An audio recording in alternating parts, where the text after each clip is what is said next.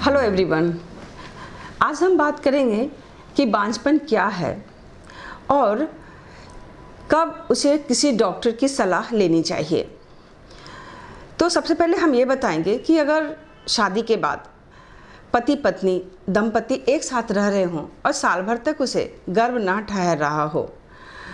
और उसके मन में कोई ऐसी बात ना हो कि अभी हमें प्रेगनेंसी नहीं रखनी हो या कोई तरह का कॉन्ट्रासेप्टिव मेजर्स यूज़ नहीं कर रहे हों, जैसे पिल्स है या बहुत सारे और भी मेथड्स हैं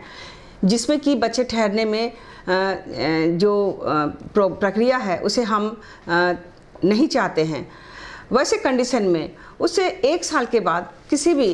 IVF सेंटर या किसी भी कंसल्टेंट से उन्हें कंसल्ट करनी चाहिए। नॉर्मली साल भर के अंदर में पति पत्नी में अगर कोई तरह की परेशानी नहीं है तो उसे गर्भ ठहर जाते हैं, और अगर इसके बावजूद भी उसे गर्भ ना ठहर रहा हो तो उसे निश्चित रूप से अपने जांच के लिए डॉक्टर से कंसल्ट करनी चाहिए। गर्भ ठहरने के लिए बहुत ज़्यादा जांच पड़ताल की ज़रूरत शुरू में नहीं होती है। पति का एक जांच होता है जो शुक्राणु टेस्ट बोलते हैं, वो अगर सब कुछ नॉर्मल है तो उसके बाद हम जो स्त्री है, जो फीमेल है, उसके लिए हम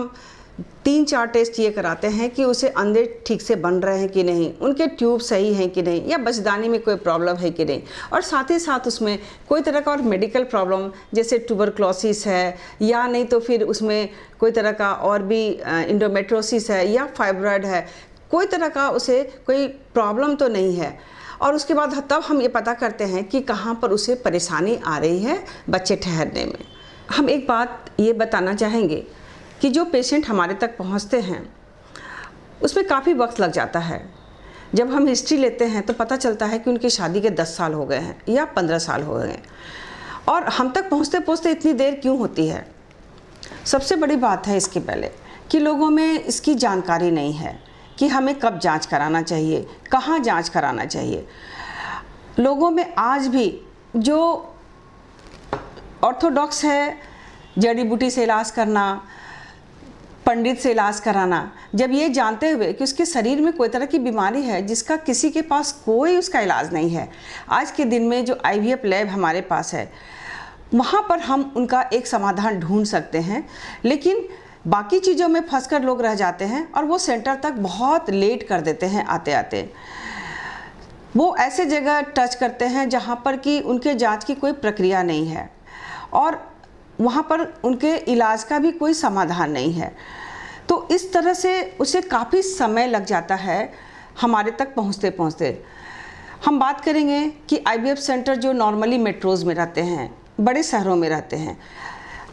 छोटे शहरों में छोटे जगह पर उनके लिए जो जांच की प्रक्रिया है वो बिल्कुल ही सही नहीं है, और लोग अंदाज के तौर पर उसे दवाई देते रहते हैं और लोगों में भी एक भरोसा जताते हैं कि नहीं कोई प्रॉब्लम नहीं है, 2 साल 3 साल इलाज में रहो, तुम्हें बच्चे ठहर जाएंगे। लेकिन ऐसी बात नहीं है, क्योंकि जब तक सही जांच नहीं होगा तो ये पता नहीं चलेगा कि जो बच्चे बनने की प्रक्रिया है उसमें सही अंडे बन रहे हैं कि नहीं, ट्यूब सही है कि नहीं, बच्चेदानी में कोई प्रॉब्लम है कि नहीं, या नहीं तो फिर जो हस्बैंड पार्ट है उसका जो शुक्राणु है, जो सीमेन है, उसका क्वालिटी, उसका क्वांटिटी, मॉर्फोलॉजी बिल्कुल सही है कि नहीं। इन सारी चीज़ों में कभी भी कोई प्रॉब्लम आएगी तो निश्चित रूप से उसे प्रेगनेंसी पॉजिटिव नहीं मिलेगा।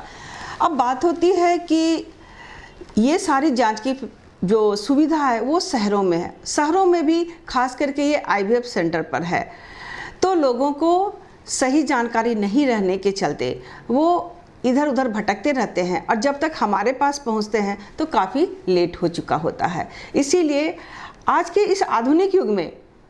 इतनी जानकारी रखना बहुत ज़रूरी है कि अगर हमें कहीं समस्या आ रही है नेचुरल प्रेगनेंसी में तो हमें ऐसे जगह इलाज करनी चाहिए जहां पर मेरे जांच की प्रक्रिया पहले